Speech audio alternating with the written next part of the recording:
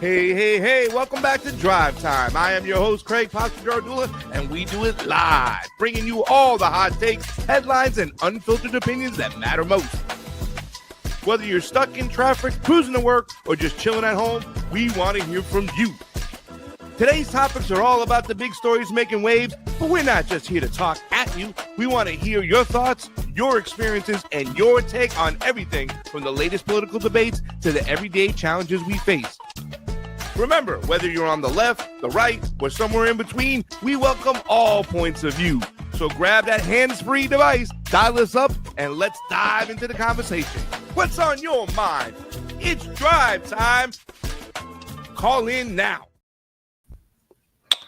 Welcome to the show, everybody. I am your host, Craig Pasta Jardula, of course, here with my good friend, engineer, the loved and trusted one. He's hopefully sipping on some coffee because all he's got left is French press.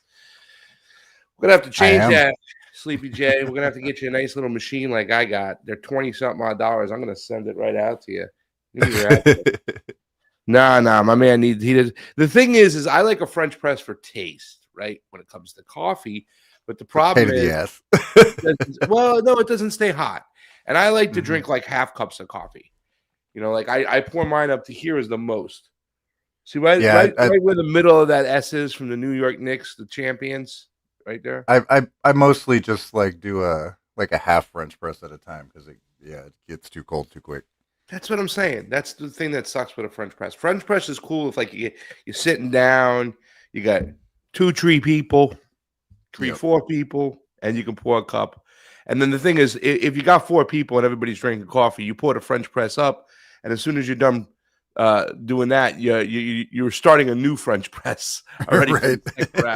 for the second round. By the time you even sip the first one, you already started on the second one. I mean, I got one of these Mr. Coffee machines. They're like $25, right? It sucks because a little rubber piece can break on those things like a year into them, and then it costs you like $15 to replace that rubber piece. And you're like, why would I get that? Why didn't I just spend the $25 and get a brand new one? So you just constantly buy those things. The coffee pot, same thing. You break the coffee pot, costs you like $15 to replace when the whole thing is less than $25. I mean, I spent on my dead Ninja one. Like I got 4.5 years out of that, like 2 pots a day at least. So it lasted. It was a Ninja. Nice. It's a little more expensive, but it lasted a long ass time. So I'm not sad about it. You need, like right now I got 3/4. What for you all you out there is 3/4 for people that's Brooklyn talk. 3/4 of a pot of coffee right now sitting on the burner, staying nice and warm. You know, so I can do a 2-hour show with you lovely people and drink hot coffee the whole time too. That's the most important thing, you know, hot coffee. It's true. It's got to be hot. Hot. When they asked me at Dunkin' Donuts the other day when I drove through the drive-thru, I'm like, can I get a cafe Americano, medium, hot, with an extra shot? Would you like room for cream and sugar? No, thank you. I'm sweet enough. That dude. Yeah, really I like Americanos, man. I haven't had a good Americano in a while. That's what I drink when I just go when I go to Starbucks. I don't try not to go to Starbucks anymore, guys. Like, goddamn. They're so if I have to, it's out in the middle of nowhere. My second Lahaina video that never got released because I had a fight with the dude. The dude was a scumbag and pretty much stole it, whatever the case may be.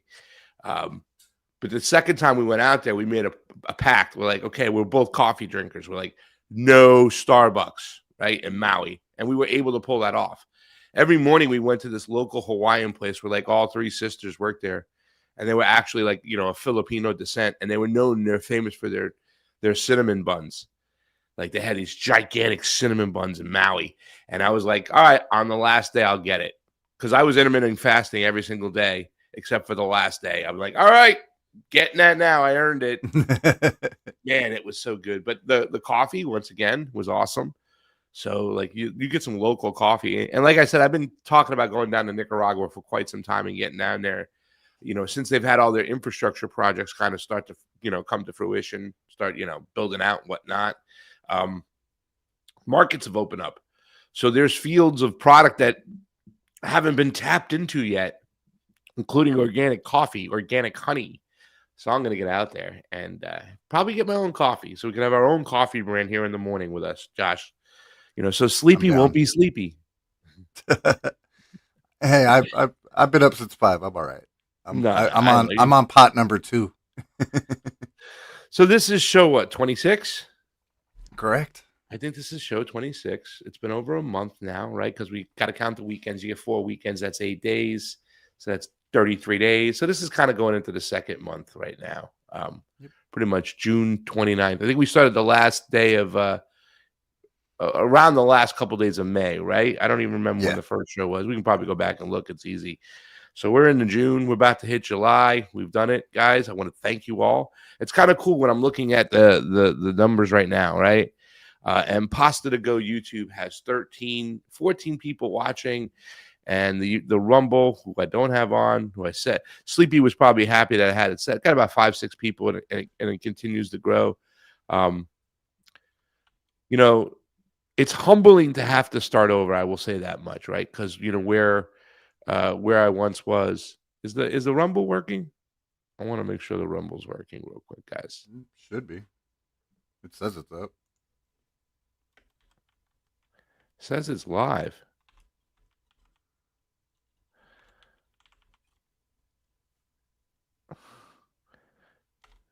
Is it not working? Check a look at the Rumble, guys. Is the Rumble working? We want to check. Here, I'll bring it up on my phone. Did you put it on the StreamYard? Yeah, it's up there on the list, and it was already Yeah, it is. It's right there. 17 people on the YouTube, so maybe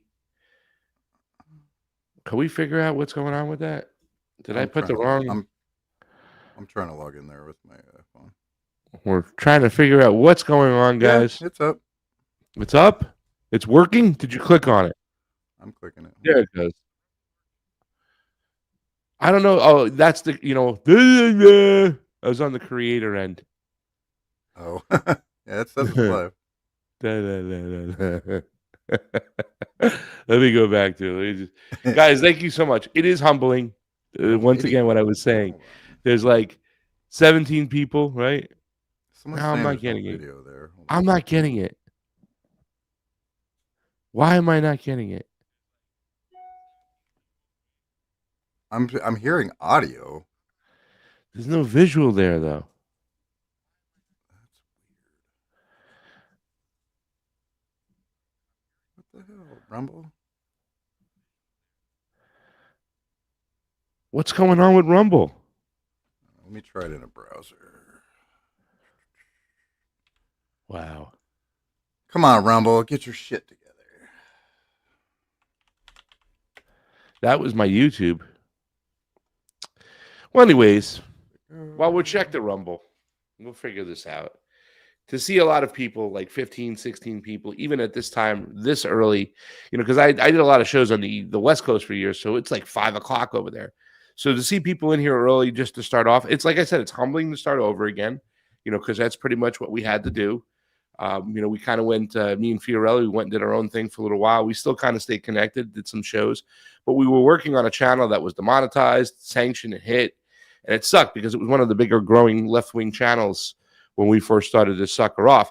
Well, we're going to make some announcement today for the first time in about, I think it's 5-6 years. I'm not even sure. We finally got our monetization back on the Truth Wire, which is the old combo couch. So we'll be doing a show today. Fiorella and myself, of course, Matt Weinglass will be joining us from the homeless left. We'll discuss about the war, all those other things. But it is nice and humbling. It's kind of cool to see you guys here in the morning. Fred, good morning. Greg Dub, good morning. And all the other 17 people. It's just showing our thumbnail. I think it's not. I think it's doing audio though. I don't know what the deal is.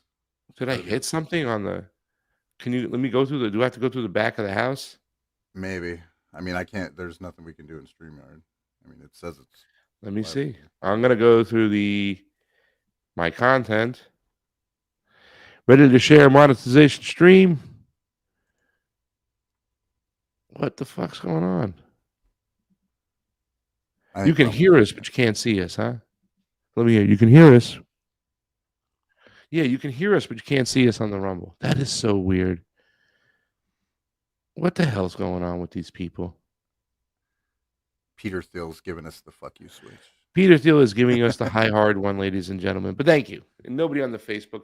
Well, Facebook, I left a long time ago, so I really don't expect a lot of Facebook. My friend she's been getting a lot of play on Facebook lately, and she told me she'd kind of join in, bring me on over, that kind of thing.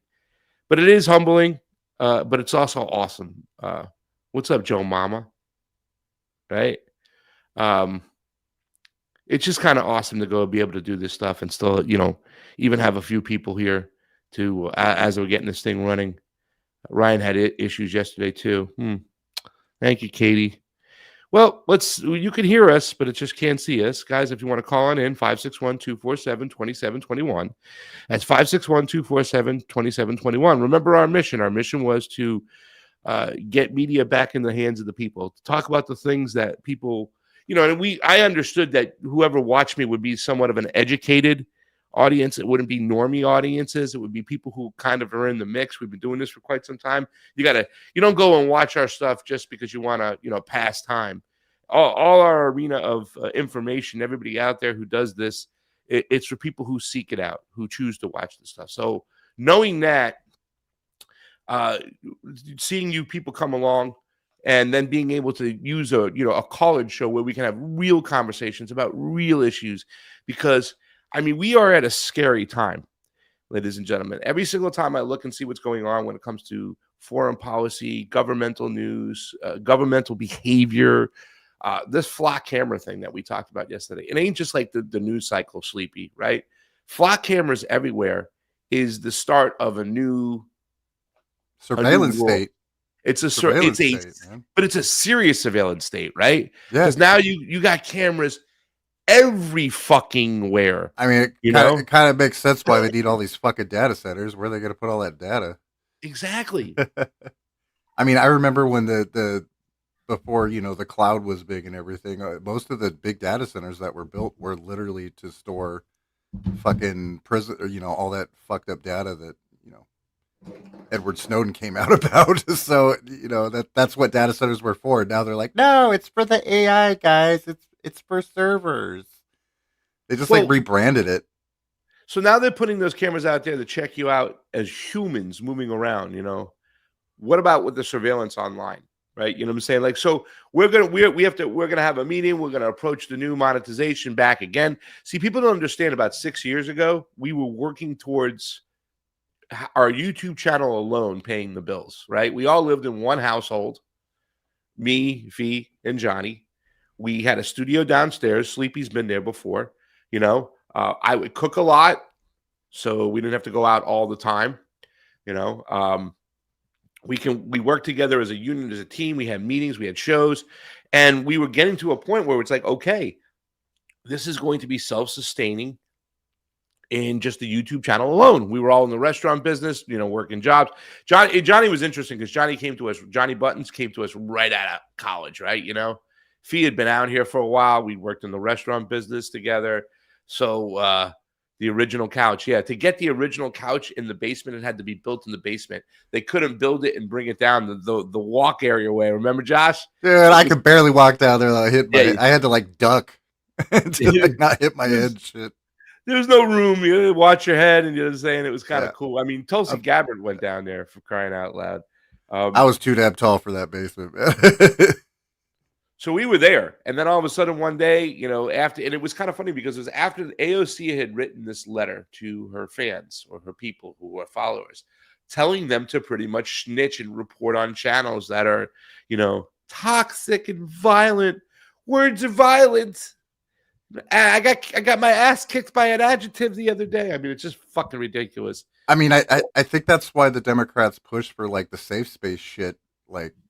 That's what that did. That was the end result. It's funny because you when it comes to the Democrats, they increase the state. You have addition by subtraction. They take away people saying bad things and whatnot. You know what I'm saying? They wag their finger at people and they punish people and they justify it, saying that what that person did. Remember, I got a question with Kamala Harris at the DNC convention. This is when she was running for president in the very beginning. And I asked her, I said, some free speech absolutists are a little bit concerned about the fact that you want to take down Donald Trump's Twitter, do you still feel that way? And she's like, yeah, hell yeah. He doesn't have a right to do this. He doesn't have a right to be mean. So the Democrats get in, and it's addition by subtraction. They increase I the didn't know. security state. I didn't know being mean was against the Constitution. It is. Josh, it's up to interpretation.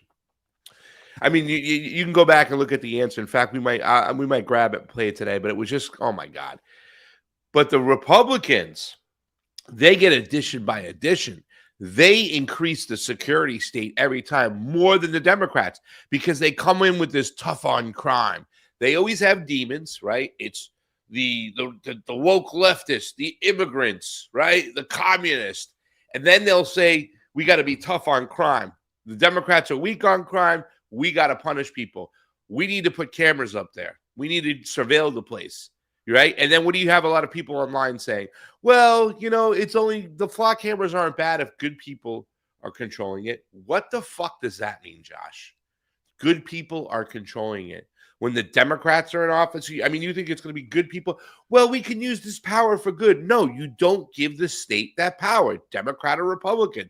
You are principled. There are what's called common areas, it's expected areas of privacy, right? You don't have a right to privacy when you're out in public. Anybody can film what's going on. You're out in public. We get that. But the state is not supposed to be funded by the citizens to surveil on us. That's a whole different fucking ball of wax. We're paying for our own digital fucking prisons here. So the Republicans get in. The flock cameras have shot up like crazy now on the Donald Trump. It's like, my friends over at the Union on the Unwanted would say, well, that Trump and the Republicans are back in office. Now at least they'll stop cutting parts off of kids and giving them pills and whatnot. Okay, true. I get it. The wokeness shit is going to calm down. But they'll get the fucking, hold on a second. They'll get the, whatchamacallit, what was the Elon Musk thing in your fucking brain that he wanted to put there? Neuralink or whatever. They'll put the Neuralink in your body faster. The security state will increase tremendously. Go ahead, Josh. We got a call. Oh, that's what you were saying. I thought you were trying to say something. Caller, who are you? Where are you calling from? Put your window up. Hey, it's Greg Walker from LA. Greg, what's going up? What are you doing up so freaking early, man? Mrs. Walker needed a ride to work today. She was having trouble over the weekend, so. What is she doing working so early? early? For a living, wasn't going to tell her no. No, you're going to get your ass up and take her, man, is what you're going to do. Yeah. What the hell is she doing at 5 o'clock in the morning? She works in are you guys on radio? No, I wish we are. No, we're not. We're no. Egypt. Yeah. All right. Looks like it's time to move. Greg? Yes, sir. You there? All right. So what'd you say? I know you called in just to tell us that you had to get up early. Wipe the coals out your eyes and spit it out, my man. Love you. Oh, all right. So yesterday my power went out because LA gets fucking rolling brownouts this time of year. So I was like, well, now's as good a time as any to run a couple errands I got to run since I can't do shit at my house anyways. And I noticed a bunch of fucking flock cameras up in my neighborhood. Mm-hmm. Took some pictures and video. I might even send it to you later. Please. And I don't know. I'm thinking about maybe getting one of those green lasers and seeing if it really fucking damages their equipment as easily as they say it does. Allegedly.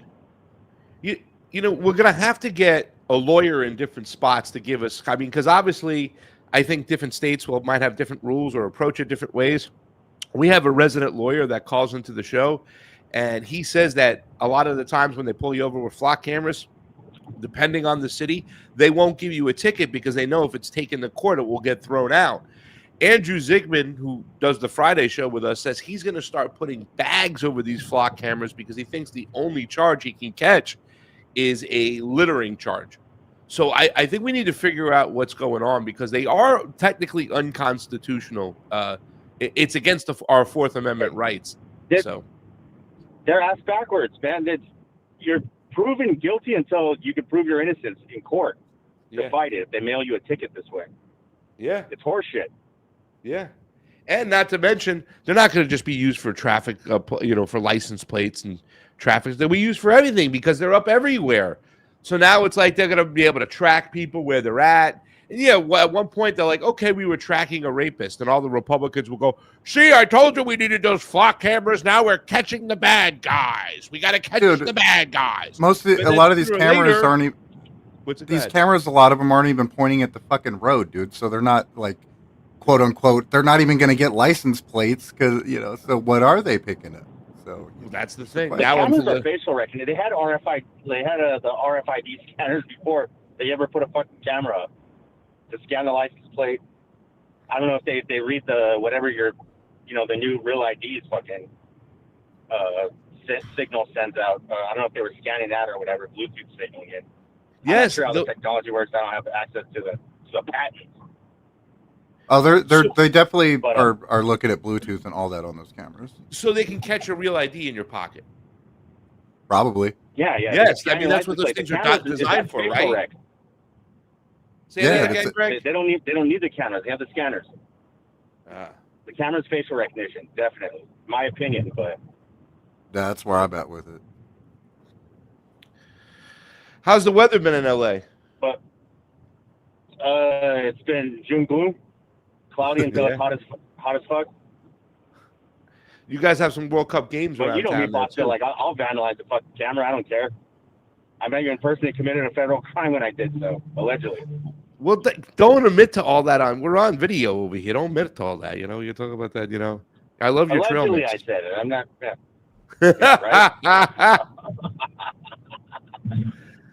right? Wink, wink, nudge, nudge.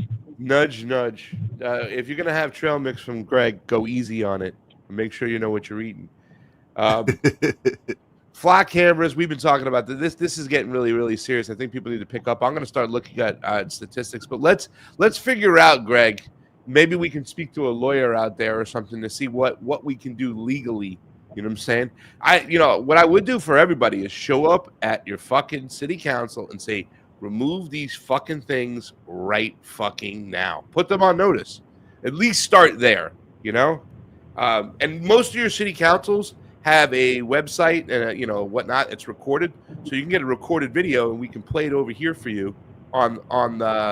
This is the thing. Everybody from now on, here's new assignments. Take pictures of the flock cameras where they're at. Just take pictures of them. Like, we want to get as many pictures of flock cameras as we can, just to show the number of these fuckers out there. We got to move people. If you do something to them, you put a bag over them, whatnot. We're going to still work on finding out what the legalities are. If you go to city council and you talk about them, just give us the link to the city council meeting, because they're usually on the city's page, and I'll rip it. I'll cut it for you and make a video of you, and we'll play it on the show. Okay. So right now, the first month out of the gate, Greg is calling us from LA, fucking early over there, my man. And we're going to start this thing. We talked about it last week. We set the table. That's what we're gonna raise hell. The drive time in the morning. We're not just going to throw rocks at the cameras. I think a good way to legal means of doing this is pointing out the abuse of power the cops are using, like to stalk their exes and all this other shit they do. Yeah. Instead of stopping bad guys, they're just blatantly. Yeah, there's something like 45 cases of cops like stalking women and shit already. So I know, right? And that's just the ones they know about. So right. So not only are they breaking the law and abusing this power, but they're not doing their actual fucking job that we pay. I'm not even gonna get into it. You guys know. Yeah, so, you're in LA. You got especially shit fuckery cops going there. I put up 3 words. Identify. If you're out there, ladies and gentlemen, you're listening, you're driving around town, when you go out of town, just take pictures of flock cameras, okay? We're going to give you a email address we'll put up there where you can send the pictures to. So the first part is identify. The second one, I want to say obstruct. I don't want you throwing rocks just yet, even though Greg gave a good idea. You said there's a laser, Greg? Yeah, they say the green laser pointers at a certain, intensity, like pointing directly at these lenses will just fry their freaking their sensitive equipment. we'll figure the obstruct part. So we got identify, obstruct, and then educate. Educate is part of going to your city council. Guys, I know it's tough, but if you have a script to go on, you get like 2 minutes at city council. You just go up there and you address the board. You can do what I would do is I'd be nice to everybody in the beginning. Hello, I want to thank everybody here at the Boca Raton City Council for providing this space and this opportunity where we can voice our opinions as citizens for the concerns we have within our city, right? That's how I would start off. Then unleash fucking hell. Who do you assholes think you are that you think you can put up flock cameras and obstruct our Fourth Amendment rights of the Constitution by building a surveillance city and constantly spying us? Whatever the case may be, then you'll probably explain what flock cameras are. Just think about it. And then we'll get the video, we'll cut it up, and we'll put it on. So we have identify, obstruct, and educate. That's good. We, at this fucking show, if you hate flock cameras, come on over to Drive Time in the Morning. We are going to war with flock fucking cameras. What do you say, everybody? Sleepy, what do you say? Yeah, I'm over fucking surveillance. So we could do this, right? We can post up shit. We can cut. This is easy stuff I'm telling us to do. We got to speak to some lawyers, though. We got to find out from lawyers, like, what we can do, what we're allowed to do. Andrew says, but here's the thing. If you get a fucking littering fine and they charge you $500, I don't want you doing that, you know? We got to figure it out. We got to see what's going on. The main thing is if you go to your city council, we'll cut that bitch up and we'll put that back on. We'll go like, let's go. I mean, if you guys got the lawyers, you could fight a littering fine. You could, you know, defacing property, I guess, but you could say, what? Where's the victim in my crime? Yeah. It was a crime. We can't be obstructing anything, right? But let's start with the first one. So this is an legal advice. Greg, do me a favor. Take a couple pictures of some whatchamacallit, some flock cameras. Go to the Convo Couch at gmail.com. I think it's convocouch@gmail.com. You want me to email them to you? Yeah. The Convo Couch. That's the only way I can't contact you at the moment, but sure, I'll fucking email them to you. You can text you can text it to me. You have my number. You can text them to me if you want. Make it easy. I got your number. Just text it to me and I'll put them up. I'll you know what I'm saying, to make it easy for you. Whatever you could text. But guys, I'm gonna put up my the email address real quick. The convocouch@gmail.com. Wait, do I have a pasta to go? I have a pasta. Hold on, wait, I have a pasta to go one. Let me get my pasta to go address. Yeah. Pasta to go show at gmail.com. Pasta to go show at gmail.com.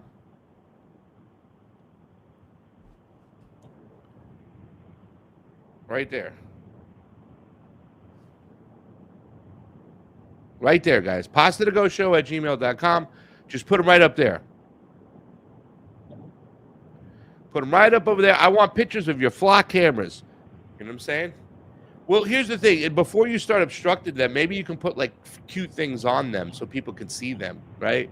Maybe you can go get like a bunch of like fake red flowers at the dollar store and just put like a red flower on it. You know what I'm saying? I mean, what can you do with your city? Shaving cream water balloons. Up, you know? Well, Andrew had a good idea. He's putting up signs that warn people at the flock camera ahead. We can do that. Yep.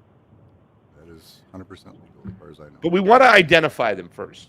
Identify, then obstruct. You can take a picture of them. You can identify them. This is where it was. This is after I obstructed and put the also, look up different images of the flock cameras because there's a couple different versions of them and they all look a little different. So yes, if you want to know what they look like, just do an image search for. We're going to be experts on the flock camera.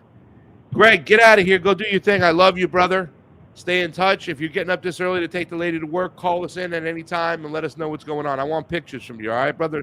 Pictures and trail mix. Yeah, I got some pictures, but I'll take a couple more if I see them on my drive right now. I was supposed to maybe come out to California soon, but I'm not going to do it this time out. I got a bunch of shit going on, so I thought I was going to be on a plane yesterday. Don't worry, man. But when I get back out, we'll hang. Love you, brother. Love you too, man. All right. You guys have a good morning. Nice talking to you. You got it.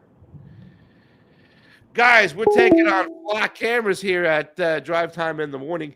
You know what thought I was going to be talking about too this morning, Josh, Sleepy, is that we got a lot of mangoes in Florida, right? A shit ton of them. And I got friends who got mango trees. Caller, who are you? Where you calling from? Caller? Hey, it's Katie. Katie. Hey, Pasta. What's going on, sweetheart? How you doing? It's fixing to get hot again in North Georgia, baby. North Georgia. North Georgia. Deep What's on your mind? North Georgia. You got flock cameras out there? Oh, hell yes. All over the place. We live out in the country on a dirt road because we like to have a little space. You go into town here and it's loaded with cameras. All up and down Georgia 400. What I wanted to call and talk to you about, I wrote it in the chat. There's a case in Massachusetts that applies to everyone. There's a girl that her cop boyfriend was found dead in front of the house of a bunch of other cops where she had dropped him off after everybody was drinking the night before. And nobody knows what happened. They just decided since nobody liked this gal, she was uppity, in their opinion, they were going to pin it on the girl. They said she backed up at 24 miles an hour and killed him, even though he had no injuries below his neck. The police department and the state troopers manipulated the city cameras, the cameras at the cop shop, manipulated all kinds of stuff. And she'd have gone away for murder. They tried to get her for not manslaughter, but murder.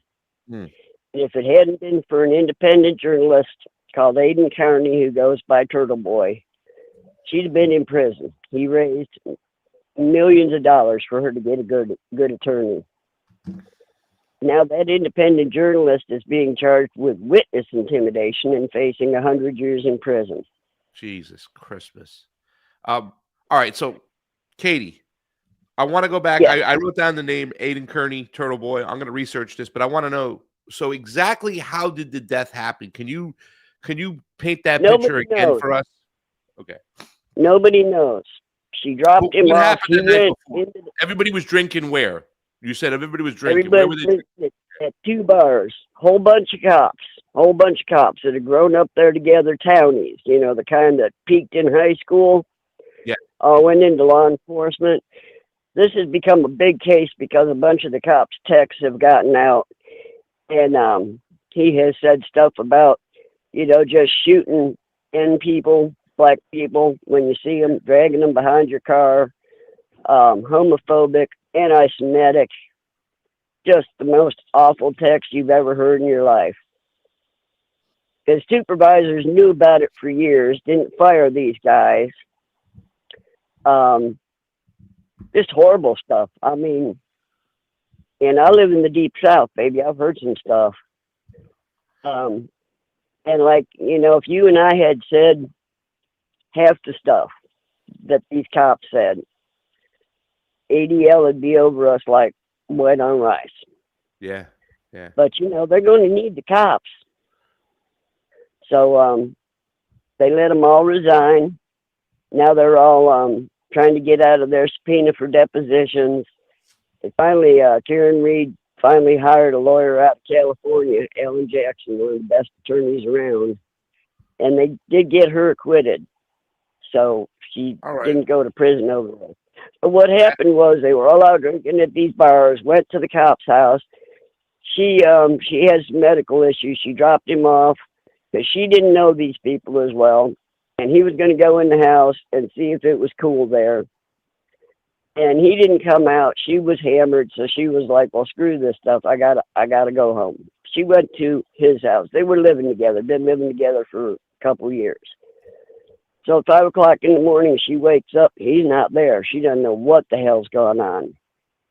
So she calls some of the people that are sort of semi-involved, and they pick her up, pull up to the house. This is right as a snowstorm has moved in, a terrible blizzard.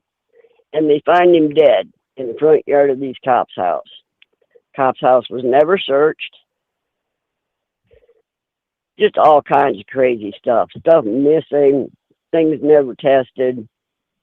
But the big problem is that the city and the county used software to manipulate the flock cameras, the cameras inside the cop shops, the cop body cameras, all that stuff. And it's obvious they've been manipulated. Some of them are just, lost. We don't know where they went. All that would have exonerated her, because the only way that she really got off was she connected to the Wi-Fi at the boyfriend's house while his phone was still active. Now, supposedly he laid out there in the snow all night long, nothing frozen on him. So I think he went in the house, something happened in there, and then they put him out on the front lawn. Maybe they were going to say he got hit by a plow. Maybe they're going to say anything, but they noticed that she had cracked her taillight, and they were like, oh, taillight's cracked on the Lexus. Clearly, she hit him. You can't back up 24 miles an hour, not even straight. And they were hammered. They'd been drinking. But man, the stuff that was found out about the cops, the supervisors, all this stuff, eventually she's going to own the town of Canton. But what's so scary is it could happen to anybody. And this is a nice, attractive white girl. And they just decided they're going to pin it on her. When you look back into the histories, baby, you're going to go, holy crap, how did this go on for so long? What was It's pretty scary. What was the gentleman's name who got killed? Officer John O'Keefe. Officer John O'Keefe. And there's some speculation that he may have been investigating some sexual impropriety that the cops were doing with their Young Explorers program, because a gal that had been in that program since she was 14 ended up pregnant and then dead in her apartment. Her name was Sandra Birchmore. We don't know what John was investigating. But somehow he's dead right in front of, in the cop's front yard. And, they all just said, it's sad, baby. It's really sad and it's really scary. And cameras had a lot to do with it, because the camera should have exonerated her, and stuff got missing. They submitted stuff into court where the cameras were inverted, just turned all the way around. Yeah. It looked like the cops towed her car, smashed out the rest of her taillight, and then scattered the pieces of that taillight in the front yard where his body was found, because none of that was found when he was found. I'm looking up one of those. If you wrote it as a story, you'd go, "Oh no, this just ain't believable, man. Nobody could get away with this." And state troopers too. So they're all avoiding subpoenas. All the cops, all the troopers. They can't hardly get them in court because they've all lied. These people grew up together. Yeah, they're covering their own backs, huh? Yeah. They're all lying. And if one of them cracks, she's going to own that town eventually. But they did her bad. She lost everything. She lost everything. She lost her job. She was a professor. She was a financial advisor. Pretty lady, smart lady, educated lady, but not from there. And right after it happened, one of the cops said, "No, we're going to pin it on the girl." They were like, we cover up murders here. It ain't nothing but a thing. And they've got these texts. So it's just nuts, babe. Kate, now she's been acquitted, right? And she's been acquitted, but she's suing the town of Canton, Massachusetts state troopers. But Aiken County Turtle Boy got interested in the case, started looking into it right away. He was like, well, none of this makes sense. They're trying to charge him with witness intimidation, even though none of the witnesses didn't come to court. They all came to court. They charged her. They put her through 2 trials. The first was a hung jury. The second one, and you can tell the judge was just like terribly biased. So she was acquitted. The only thing that she was charged with was a DUI, which, you know, even that was sketchy because they didn't draw her blood until hours later, and she'd been, you know, home for hours. But she was like, okay, that's cool. They gave her a year's probation. That's over with. Then they started on Turtle Boy. And they arrested him at one point, searched his house. He served 60 days. And now he's looking at 100 years. Still. For witness. Yeah, for witness intimidation. Was he ordered by a judge to not, because I know they'll call him a blogger or whatever, you know, he does like sports and local stuff. He speaks vocally about what goes on in his community. Did a judge tell him to shut his mouth or something? Was there something that he obstructed, or I mean? No, he put facts out. He may have been, you know, a little bit bombastic, and he is. But this guy, I mean, he used to be a high school teacher. You know, I mean, he's not a nobody. He's pretty well respected journalist, and he did some rolling rallies. He had people at the courthouse. He didn't do anything against the law. You know, the worst maybe they could get him for is defamation, because he keeps saying somebody in that house killed John O'Keefe, which only makes sense. She dropped him off alive, watched him walk to the house. Next thing, she finds him dead in the snow 5 hours later. Yeah. So you tell me, They try to say they planted, so she hit him, dragged him, left him there, and took off, and they put it on her like he never made it in the house. Yet she saw him go into that house with those other police officers, and like you said, we don't know what he was working on. I'm sure they're keeping that quiet, the city, right? Oh, yeah. Who knows what it could have been, but somebody in that house killed him, put him outside, and now they're getting away scot-free. But they've acquitted her, so yeah. All right. But you know, she's lost everything. She had to move back in with her parents for a while. Yeah. She's got some medical conditions. Has had a total colectomy. You know, she got a colostomy bag. The cops arrested her one morning in her pajamas with no underwear on. They just humiliated her just as much as they could. They wrote some terrible, awful things about her. And she's trying to, you know, pull her life back together. You know, but what she's trying to do now is uncover the corruption, and she has uncovered a bunch of corruption. But that doesn't give her back her job. Her name is Karen Reed, Read.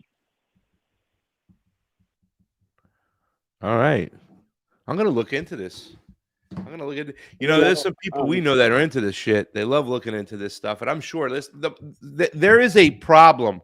Like, you know, and I know right now we look at a police department and we see all these videos of cops out there and you're like, what's your name and your badge number? And they're quick to give it. They're trying to, you know, they don't want to put themselves in a position where they can lose their job or whatever. I mean, we still see thugs out there left and right. But what I'm trying to say is that with ICE out there nowadays, where they cover their face, don't give their badge number, just pretty much racially profile somebody and throw them in a fucking van, right? Who carries their papers on them? They're totally unaccountable. Yeah. Totally unaccountable. They pick people up. You don't know where they've taken them to. You can't follow them. Nope. What I'm trying to say, yeah.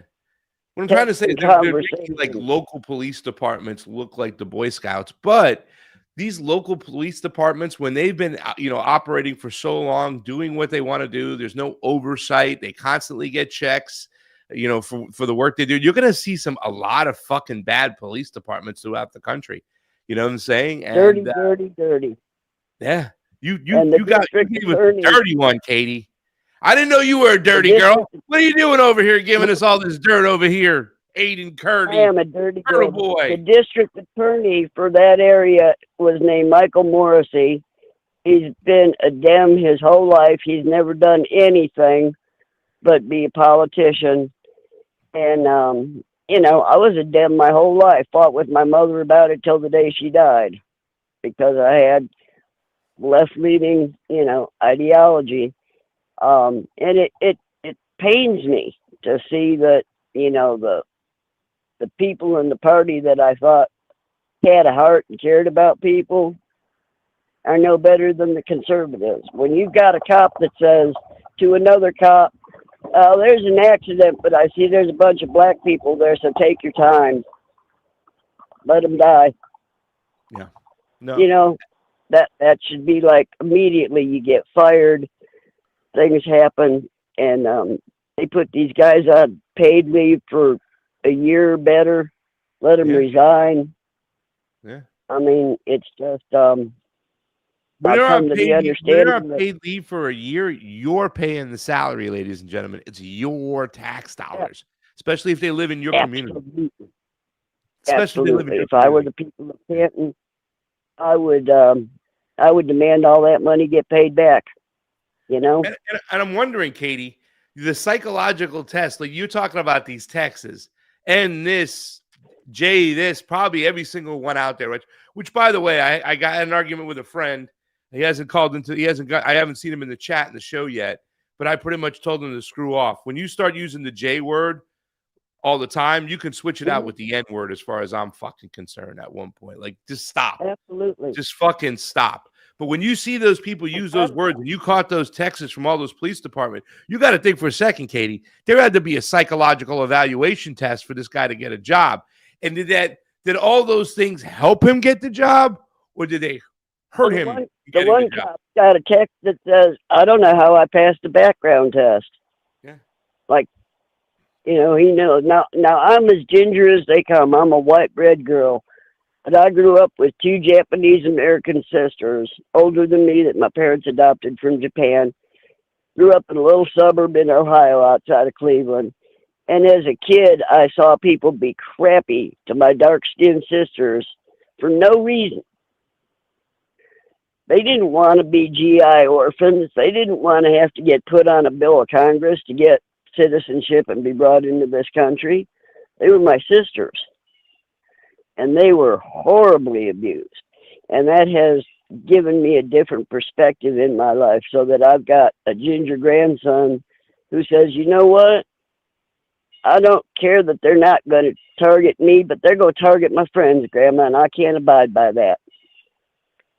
And by God, that's a good kid. He's 20 years old, and he'll stand up for anybody, you know? Yeah. That's the way it should be. Yeah, I will say this much. There are what the fuck? Hold on, guys. I got to take care of something. Josh, go ahead. Take over 1 second. Hey, All right. Jay. How's it going? I'm trying to keep the squirrels out of my bird feeder, man. Just me and the BB gun out here. Yeah, they will find a way to get that food. They're very smart. I have a ton of them here. I had to plug an armadillo a couple weeks ago. It was down here trying to get in the foundation of the house. Oh no! There's a cockroach. But I hadn't seen a cockroach in my house know, ever, and there was a cockroach. I had to get it. Sorry, I apologize. I'm just not Your gonna- neighbor's spray or something? I don't know. Maybe they've been doing construction like a couple doors down. Oh, and yep.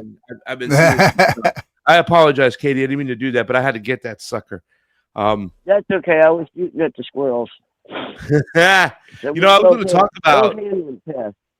I was going to talk about mangoes and iguanas, and I'm sure I'll mention it too because we got a lot of mangoes. I'm thinking about making mango cheesecakes or get a dehydration machine to make a bunch of dehydrated mangoes because I got a ton of mangoes out here. What else can I make with mangoes? But the funny thing is, I put freeze-dried mangoes and freeze-dried bananas in my gluten-free organic oats every morning for breakfast. There you go. Look at that, Yeah, Katie. baby, Organic oats, freeze-dried mangoes and bananas. Nice. Yeah. I'm thinking mango cheesecakes, dried mangoes, I don't know. There's this guy going around town here, and it's in South Florida, and he's selling like all these pineapples with different flavored Kool-Aids in it, right? Oh, nice. Like, and they're all beautiful. There's red ones, green ones, blue ones, whatnot. It's mainly he's selling it in the black community, right? Because he's a black guy, and he gets all these fresh pineapples, and he puts different types of Kool-Aid in it. And I'm like, I'm gonna go catch me one of those. I think I can do those with the mangoes, maybe, right? You know, chili mango. chili mangoes in a jar. How about that? Yes. The Mexican style that you get. Usually there are mangoes and pineapples in those, though. And maybe we just do chili mangoes. I gotta find a place to sell them, but I can put them in jars and probably sell them at a what do you call those farmers markets they have all over the place. So maybe I can figure that out. Mango sorbet, yeah, but then I gotta store that. Amanda Marie Brinkley. I got to store that. It's where do you store those things? That might be, somebody says you don't have a big freezer. Named Michael Proctor. Michael Proctor. Yeah, that's the guy. That's the guy that was killed, or that? No, that's not the guy that was killed. No, Officer John O'Keefe was killed. Some of that horrible text. Michael Proctor. There's a couple of cops, but Michael Proctor is the one who wrote, it's blasting end dates today in Canton. So if you see one, shoot him in the face. Oh, God. He seems nice. Too many Jews in Sharon. Hitler was doing a good job, and then the U.S. came along and screwed it up. I mean, some of the most vile comments that I have ever heard in my life. And there's no doubt that a whole bunch of people that he was involved with through his career are going to get their cases revisited. This is going to cost Massachusetts millions and millions and millions of dollars. And probably some people, in fact, one person who was likely involved in an actual murder got finally out on bail. Stupid guy got picked up selling dope just a couple weeks later. But people who are honestly guilty are probably going to get cases overturned because of just terrible mismanagement. And his supervisors knew this stuff. It's not like he was quiet about it. So hopefully they're going to get a new DA in Canton, and he's going to clean up. It looks like the feds are investigating some of this stuff. I don't know if they'll ever get the cases solved. You said Maybe Massachusetts? This is not North Georgia? No, I just, I'm a grandma. I sit home all day, watch stuff on YouTube, and this case came up, and I started following it. And it's been a real education for me, even though I know, the cops are dirty. This even shocked me, and it should shock everybody in the country. It really should. Because it's easy to say, oh, they targeted a black guy, they targeted a Hispanic. No, this was an educated white girl. Yeah. Katie, do you have by the way, just really quickly, that's the whole thing I think a lot of people failed to learn during COVID.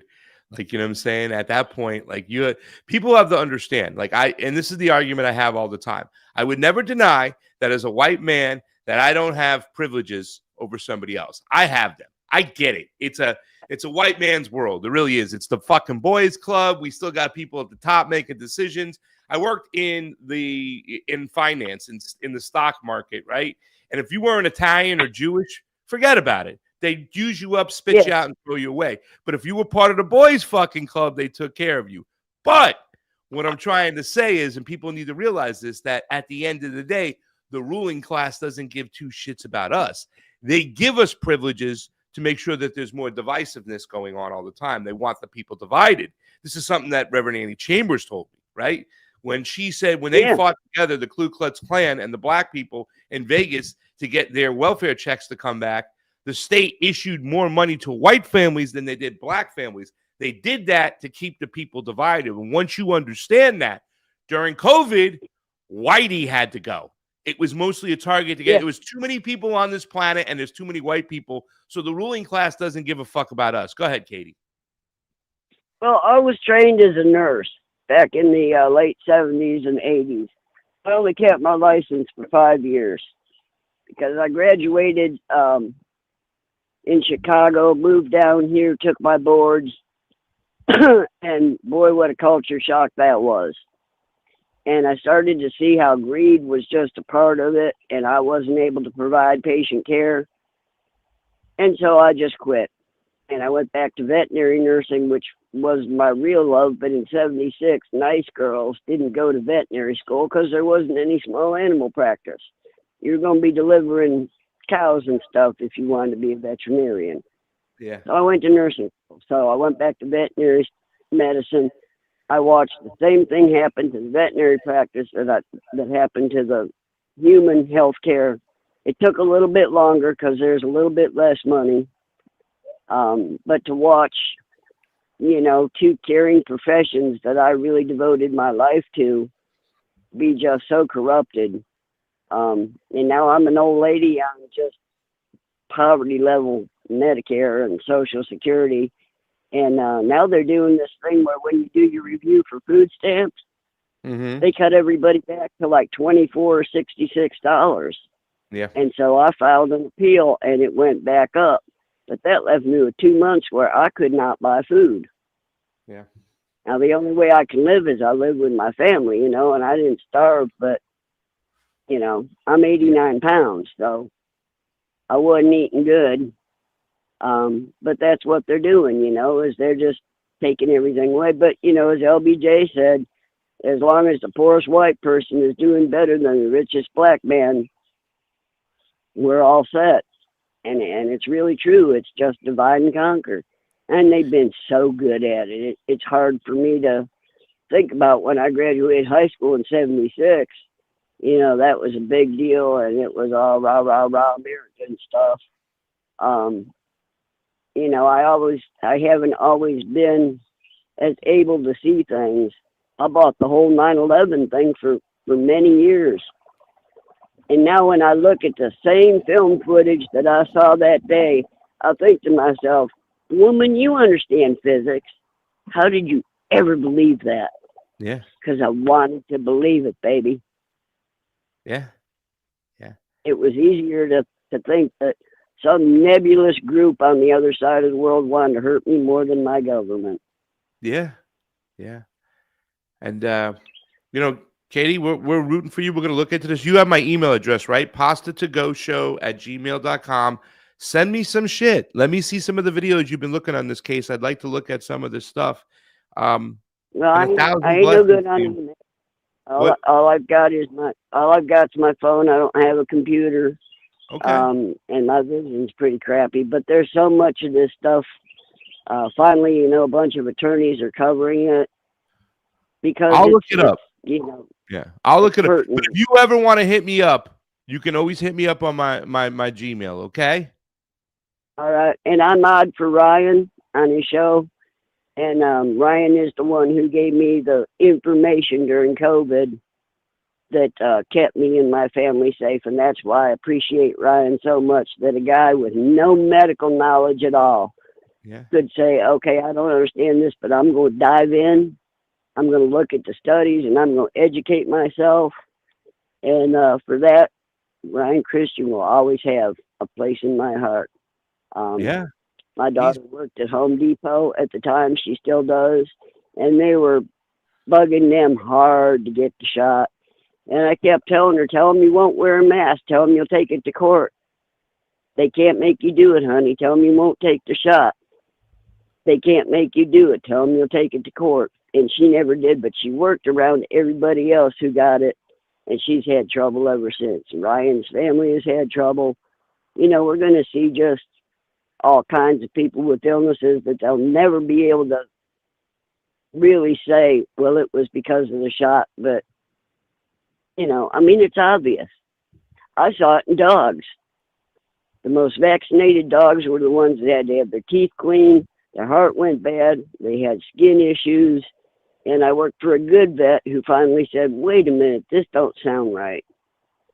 And so, she started to say, maybe we shouldn't be vaccinating everybody for everything, every 6 months. But there are people, and I know a guy right down the street, retired, real wealthy guy, retired out of IT, and he won't even listen to me because his feeling is the system wouldn't have allowed me to become a millionaire and lied to me. They and won't it's sad because become now a billionaire. Yeah, I mean, if I'm allowed to be rich, well, surely I'm in the club, right? Yeah.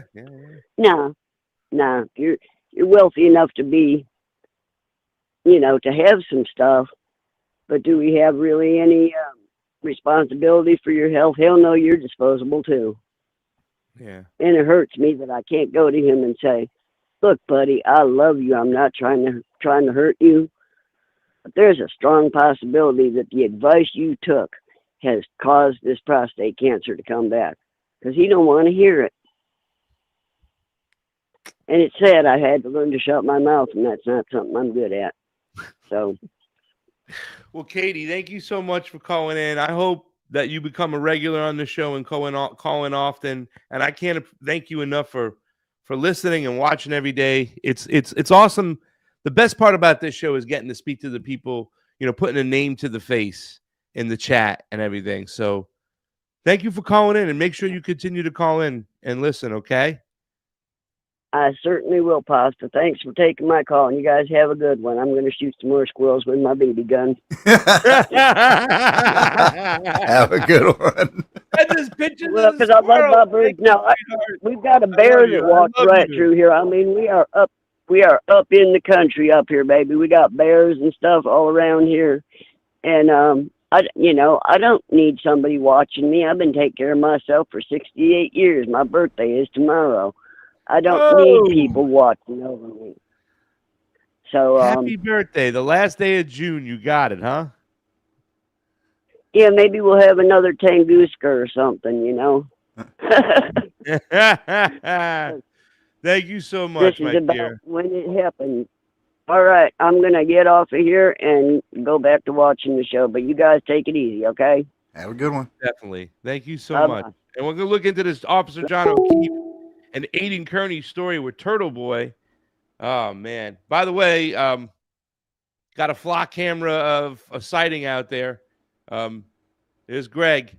Greg's already doing work. You give Greg an assignment, he goes right to work. Flock camera. You see it up there? You guys see it up? Let me make it bigger. See right there? That might be a normal. That might be a normal camera. The flock ones usually have more right here. stuff. That's the flock right there. All right, we've got a. Isn't that the flock, though, Josh? It might be. I'd have to look. That looks like the flock camera. Caller, who are you? Where are you calling from? Hello. Caller? Hello. That's you. Hi, it's Joanna. Sorry, I was trying to stop the show.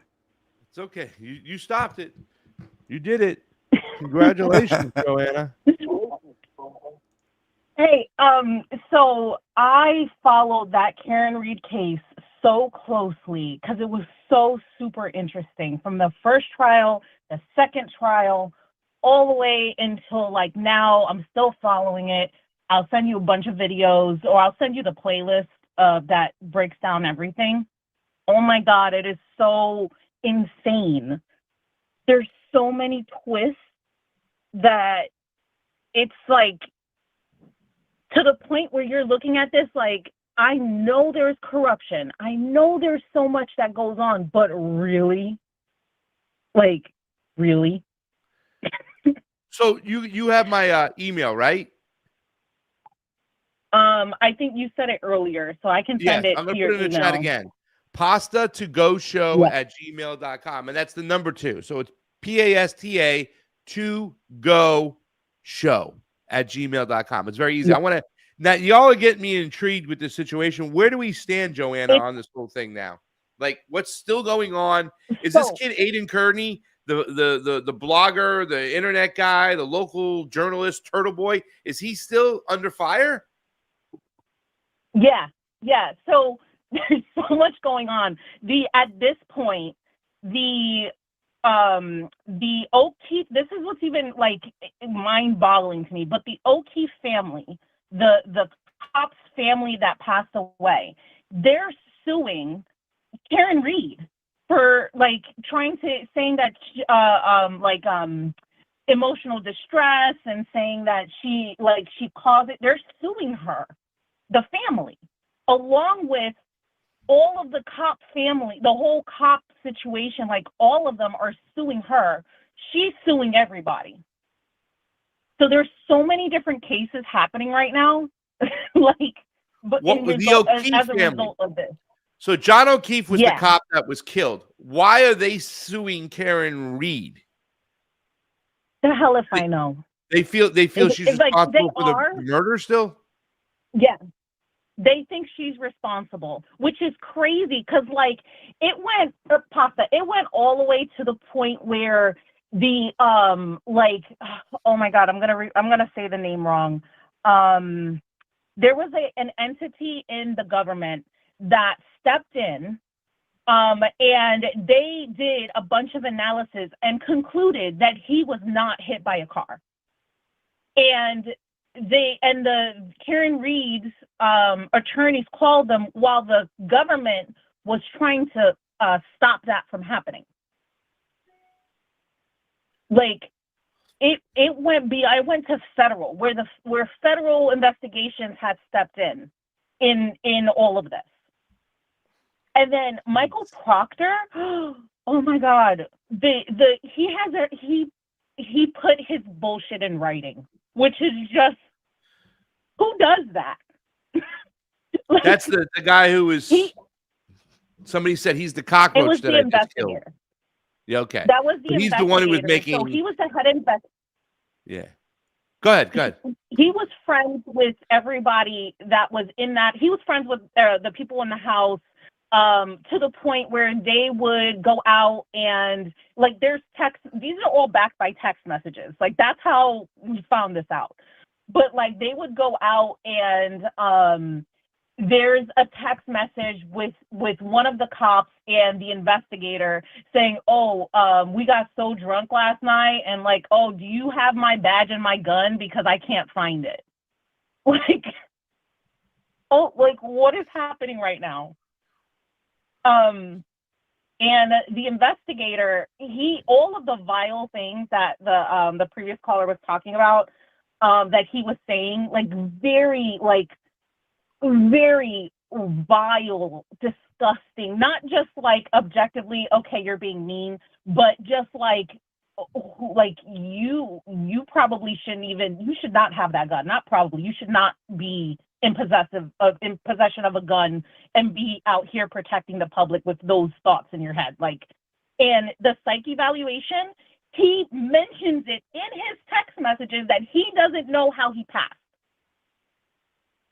And he said that he was previously rejected in like one city in Massachusetts, and then that's when he went to Boston and he was let go. And he was talking about how he has no idea how he passed a psych eval with the thoughts he has.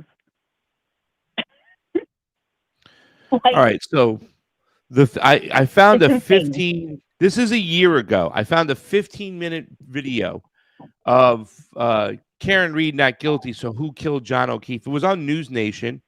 I forgot her name. She can do halfway decent work at times, right? And obviously there was some other stuff I was just looking at that was pretty much, they were putting, something came out 2 days ago. I'm looking at it. 2 days ago on the local, on the WCVB, the Boston News. It says former Massachusetts State Police Michael Proctor deposed in Boston's officer's wrongful death. So they're deposing this fucking guy right now. And this is like recent. No, it's still happening. So Michael Proctor, he has pushed it off several times to be deposed, and that's why finally he's getting deposed, finally.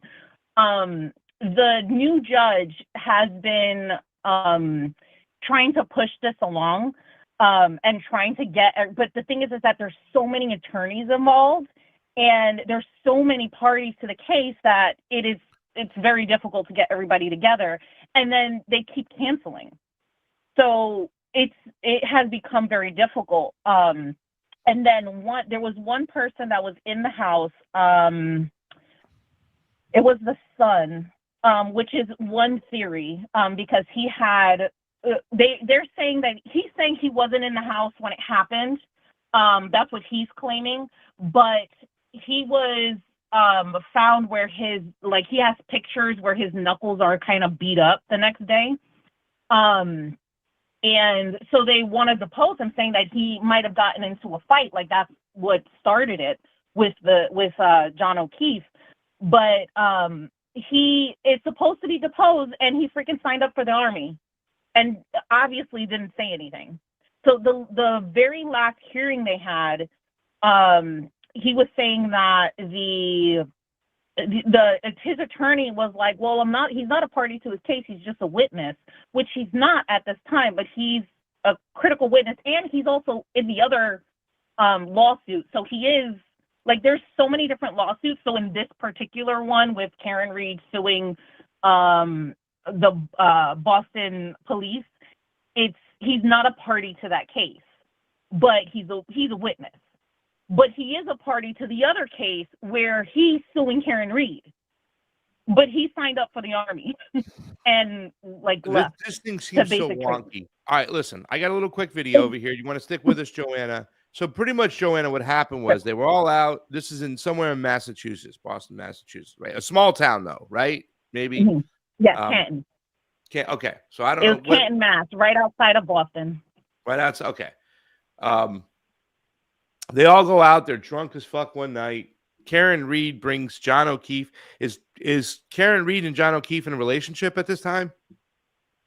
Yes. Okay. She brings him home. She sees him go to the door. She brings him. So what happens is she brings him home to a house where 3 cops live. Sorry, go ahead. Yeah. So what happens is that the cop friends are all getting together. They're at one bar. They switch to a different bar, and then they all decide to go back to the Albert's house, which is one of the cops. They all decide to go back over there, and they're having a party. Karen Reed doesn't want to go. She's like, she doesn't want to be there. John O'Keefe says, he wants to be there. They were fighting at that time. Yes. So she drops him off and leaves. And then, but he doesn't come home. And the thing is that what makes this so sad and why it really got one of the reasons why it got a lot of attention is that his, John O'Keefe's sister, I believe it's his sister or his brother, they had both the parents of his sister, whether it was sister or his brother, I can't remember who he was related to, but they had passed away and in a car accident. And he took on his niece and nephew to be their parent. So Karen Reed and John O'Keefe were both raising those babies. And but so it was like a big news thing in Canton over there, like, oh, he's taking care of his nieces and nephews, he stepped in or whatever. So Karen had went back to the house with the niece and nephew, and when he didn't come home, she started calling him like, I'm with your kids, like, you need to come home, I want to go home. So she starts calling him crazy, and cursing him out, I know you're with that bitch, thinking he's cheating on her or whatever. Then when he really doesn't come home, she starts freaking out, and she's like, he wouldn't do this, not come home, not like this. So then she starts calling all the other cop friends' wives or whatever, and they're like, what are you talking about? And she's just like, he didn't come home, something's wrong, he would never do this. And she's freaking out. They have the call records and stuff, where she's freaking out, and they're like, calm down, we'll find him, whatever. And then she's like, I know, she said, last thing she remembers was being at the bar, but she remembered they were like, no, you were at the bar. They were telling her you were at the bar, and she's like, I remember dropping him off. And they're like, no, you guys were at the bar. You stayed at the bar, whatever. So now they're driving around. They pass by the Albert's house, and she notices him in the yard. So she jumps. She's like, let me up. Oh, my God, he's here, whatever. They're claiming that she knew he was there. That's how she knew he was there, because she put him there. Then they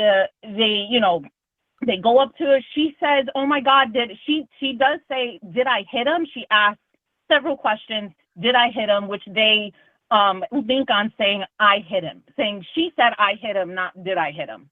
That was the whole thing. So they take him up. The police get there. There's the sister-in-law of the homeowner was with Karen Reed when they were driving around. She does not go in the house. She does not get them like, hey, are they okay? There's a cop dead outside your house. Did something happen in the house? No, They don't go inside. Nobody goes inside. The cops get there. Nobody goes inside the house of the lawn. In turn, the people in the house don't come out. The cop that's living in the house that has all this commotion on his front lawn doesn't come out of the house to see what's going on. How many cops were in that house that night? Do we know? There was a lot. They were saying, it was families, so it was like maybe I could be saying this wrong, but I want to say there was like 5 different cops in the house with their families, like their wives and some children were not children, but like older kids were there. So he now pretty much. They take. We're assuming that he was killed inside that house and then brought outside. Well, what they're saying is that he was hit by the car, which that turns into a whole nother thing. But what we think, what makes more sense is that he was killed in the house at some point and brought out. They did the autopsy, and he had, there was no car injuries to him. There just wasn't. But he had a lot of scratches, which they say, it was the taillight that gave him scratches down his arm that looks like dog scratches. The dog, which, by the way, was rehomed. That's what that's a funny thing, because they kept talking about how also all of the cops and the wives that day had a bunch of butt dials. They were like, I didn't answer. It was a butt dial. I was just sleeping. It was a butt dial. I butt dialed, answered. Bunch of butt dials that day. And then there was this one guy, one of the cops, that at that time, that they're all drunk, leaves from the house, goes to the station, and starts skulking around the station like he already had no business being there. But he starts going, he's like looking around, he's like going back and forth, like suspicious, like, why are you even there right now? You should be sleeping. But he goes to the station after that, and then the videos that they're supposed to have of the car, they're missing. They go missing for like most of the trial. And then all of a sudden, oh no, we have one, but it's really grainy. And you can see from it that he's not, and it was to prove that they never touched the taillight, that they said that was the call, that you can tell that's how she hit him. And then come to find out, it was flipped. The video was flipped, like it was reversed. This is crazy. There's a lot of dirty shit going on. It's insane.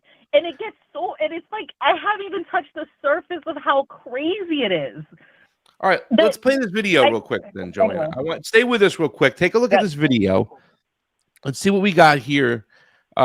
This looks like it is Karen Reed. Now I'm going to try to get back to the video. What is it? Come on. Now I can't play it. You should be able to hear it at least. Let me.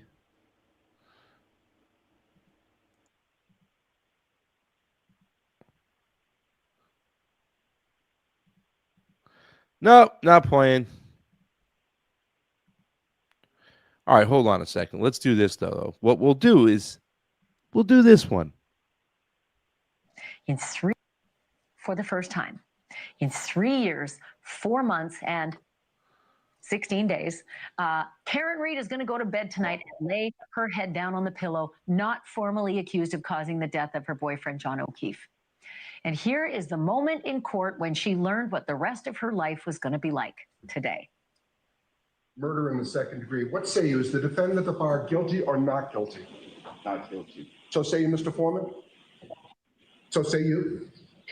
No. Do you agree? Yes. Do all of you agree? Yes. Thank you. 002. What say you? Is the defendant at the bar not guilty or guilty? Not guilty. Of? Is not guilty or guilty about that charge or any lesser included charge? Thank you. Specifically, number 5, operating under the influence of liquor by operating a motor vehicle with a blood alcohol level of 0.08 or greater. Correct? Yes. So say you, Mr. Foreman? Guilty. So say you all? Yes. 003. What say you? Is the defendant at the bar leaving the scene after accident resulting in death? Is the defendant not guilty or guilty? Not guilty. So say you, Mr. Foreman? So say you all? You hear that? What if you could make a song using Where was only the your hold voice? on? Let me stop Let's this. start with the drums. Jesus Christ! Just a point that scream was not added in. Those screams were the people that were outside supporting Karen Reed. That's crazy. So she did get convicted of or found guilty of driving drunk, right? So she'll get a little the most expensive DUI ever. Yeah. The most expensive in the DUI history case ever.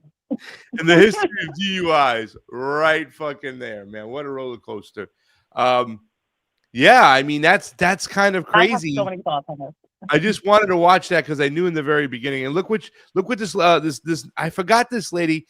I forgot her name. She's News Nation. Nation is kind of like Cuomo, O'Reilly. It's got a bunch of rejects from everywhere, but you got a little bit of integrity here and there. Let's just a little bit more of this real quick. She talks about the cheers that Joanna talked about. Guys, if you want to call in, 561-247-2721. It's 561-247-2721. Drive time in the morning. We still got about 40 minutes left, so you got a little time. I would tell you about that in a second, but that's the jury in Karen Reed's retrial putting to rest any concerns that they themselves stirred up a day ago that they might deadlock, exactly the way her first jury did last year. As you heard, the jury 2.0 acquitted Karen Reed of everything except the least serious charge that was in front of them. And that charge is operating a vehicle under the influence, for which Judge Beverly Cannoni gave her a single year of probation. That is a standard sentence for that charge, same as any other first-time offender, which means no jail, just, watch your P's and Q's while you're out there for a year. And just like that, as they say, it was over. There was actually a bit of a hiccup, though. Just before this moment, the jury said that they'd reached a verdict, and then they said, oh, hold it, we spoke too soon. They weren't done after all. And then they made everybody freak out for 15 minutes, and then I said, no, we've got the verdict. It's for real. And while Karen was welling up with tears, like you could see her hands were shaking as she was wiping out the tears there was an audible roar that you could hear outside the courthouse. From in that courtroom, you could hear the roar when the verdict was read from those hundreds and hundreds and hundreds of supporters who were all outside. This is the scene. It was madhouse. It was just crazy. It was pandemonium. And when the former defendant, now free and clear, stepped out onto those courthouse steps to resume her life, there was absolute bedlam. There she is.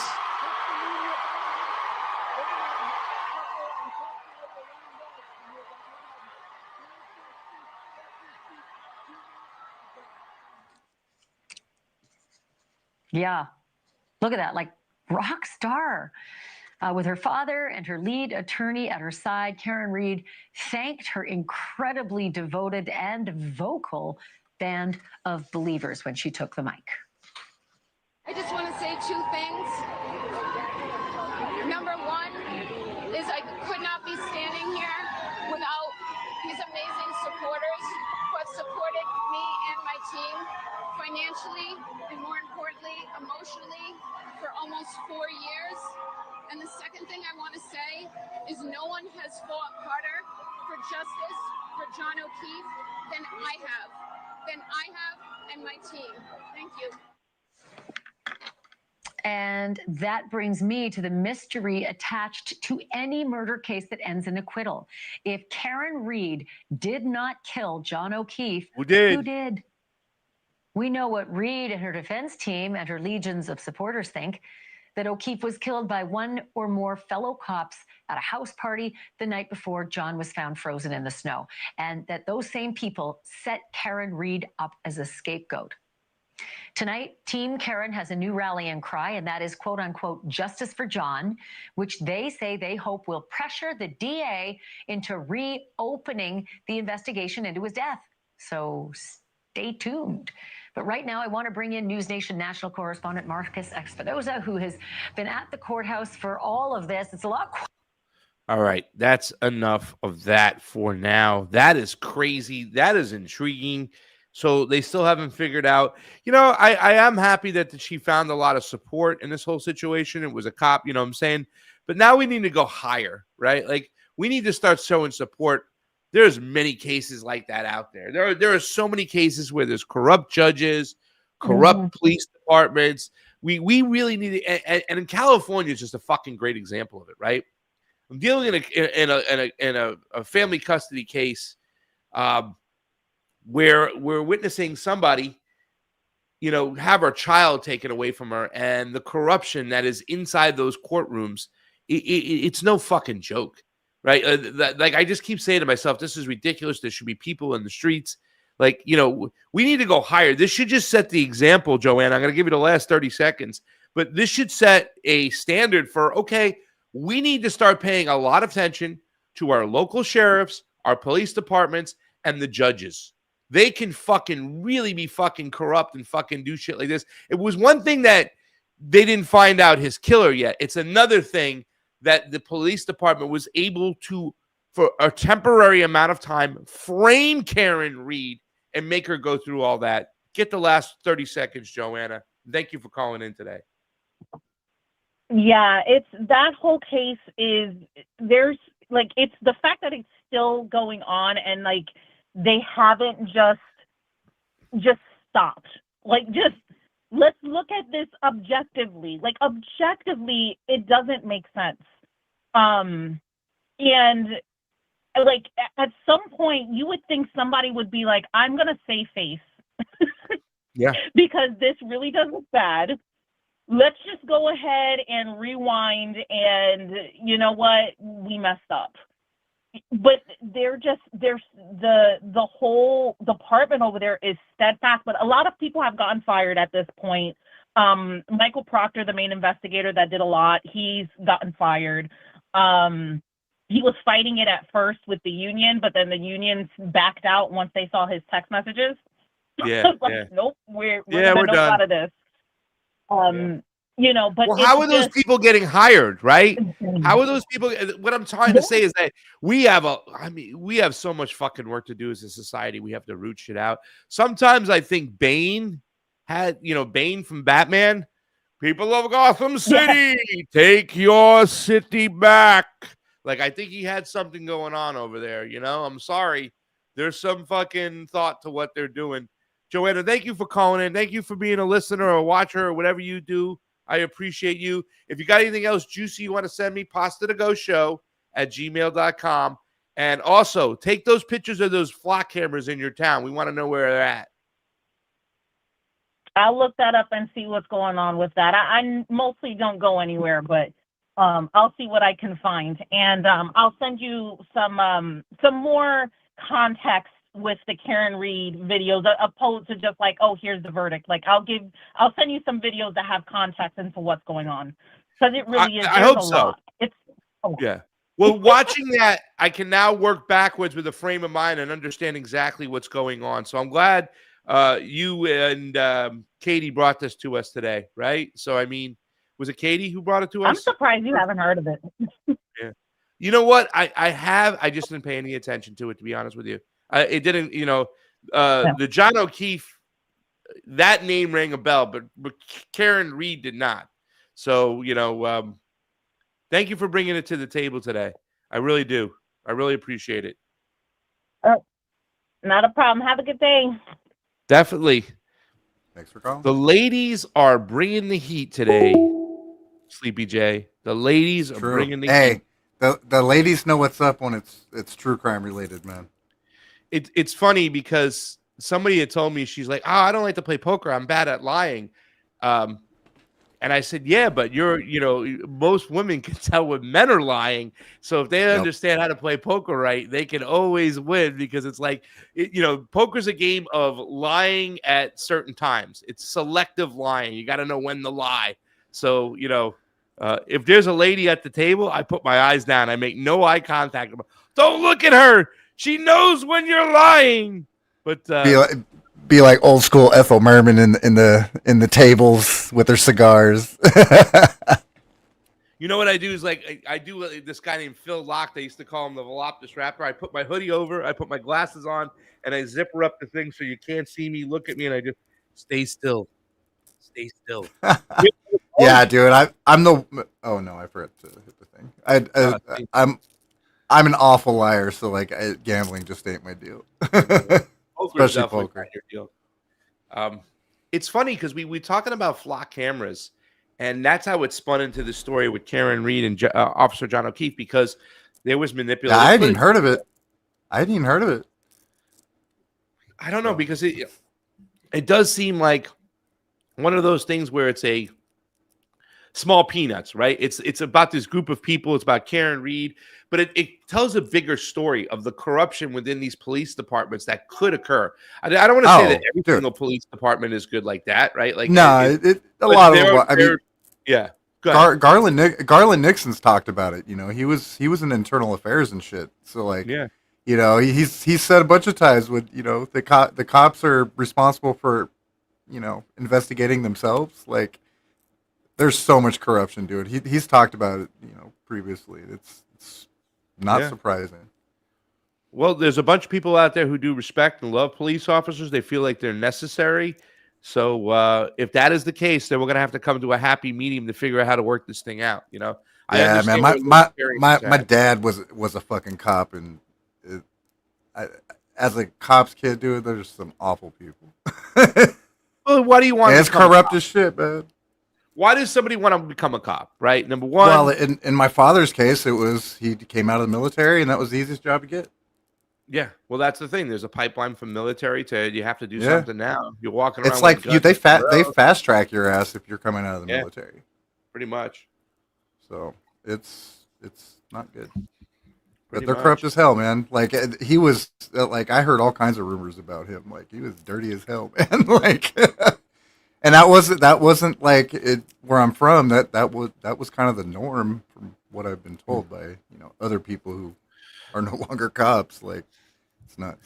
We got Enterman Bill over there and hanging out in the rumble going, I love true crime. We love you, Bill. Get yourself a nice crumb cake, nice cup of Sanka, sit down in front of that TV, watch some true crime. You ever watch those true crime stories? Those things can. I love true crime stuff, dude. If I watch stuff, it's usually that kind of stuff. Thank God I watch sports, because I can lose hours on that true crime stuff. Hey, it's good. It's good background, dude. It's good background when you're doing other shit. What's that? True crime or sports? Yeah. True crime. I mean both. Honestly. Yeah, I just like the narrators in the true crime. Amanda Riggington, of 17 years old, 5 years. Why would Amanda go to the store? And why would Amanda buy Colgate? That voice in the background. Dude, I love the commentary. There's like a set like 5 like narrators that do those shows, man. That's great. So what's this? deflock.org? Yeah, that's a site. It's a site and an app, I think, and they're mapping the deflock cameras and shit. Andrew talked about it. You can like. I think you can use it to like map routes around the cameras and shit. I'm trying to go to the channel. Let me see if I can do that here. Dude, I'm telling you, that's the start of the dystopian world, man. Like, this is when people are like, I can't get in, it doesn't say anything. Son of a bitch. Deflocked. I mean, watching the true crime stuff, like that's kind of how I knew we were fucked on the surveillance stuff.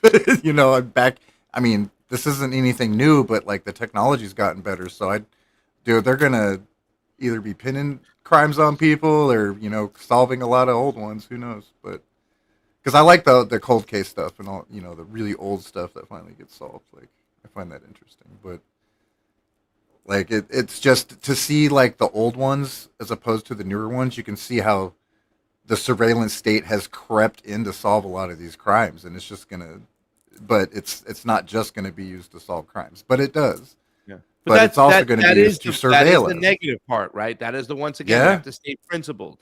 I'm so sorry. Your civil liberties are more important than a camera being available to stop a rapist or a murderer. And I get it. Oh, You know, that family is probably so thankful that the camera caught that person.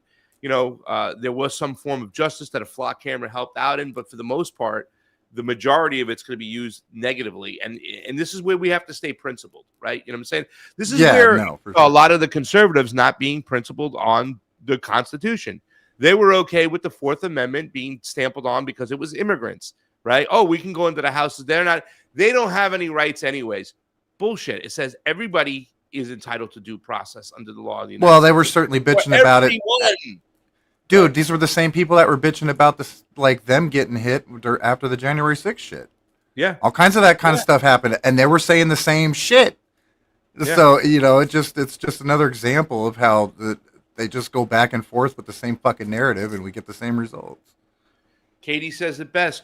Camera solves crimes in single digits. Yes. 100%.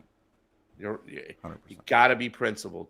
You know, and the whole thing with these detention centers that they're building for the immigrants they're talking about, they're not building them for the immigrants. They're building them for you.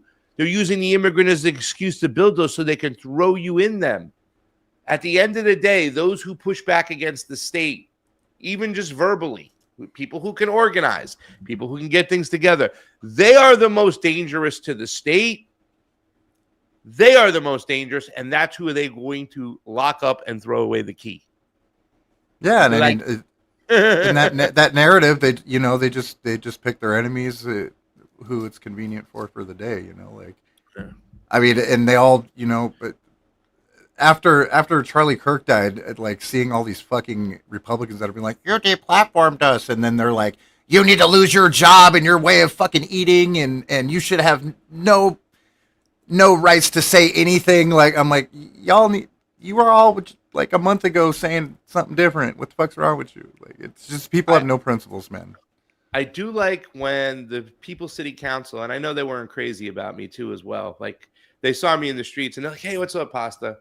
And they like me, but they weren't crazy about my position on COVID, right? Like, I lost a lot of friends in the left. Oh, I did too. It's just so crazy. And then elections came, and I'm like, guys, what the fuck is wrong with you people? You know, what they did was they organized all these protests. They went to the house of Mayor Garcetti. I like that.